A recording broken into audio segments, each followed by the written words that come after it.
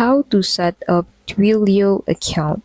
In this video, I'll show you how to set up Twilio account. Now, once you have created an account on Twilio, that will take you into this dashboard. So go ahead and click on this create new account button to create an account under this account, and that will take you into this section.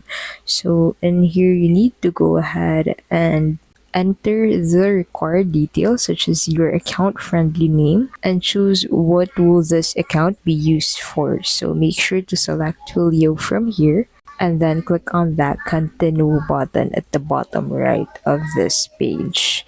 Now, once you have continued, you'll need to set your billing country and then click on this create new account button.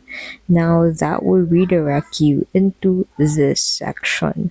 So in here, you can go ahead and get your first Twilio phone number. So you can also explore the Twilio console, set up A2P10 DLC verification, configure SMS verification or app integration, and use Twilio with AI or automation tools, which means that you can use Twilio on anything that you need and want for as long as you have enough balance to complete the task that you need or you want to do.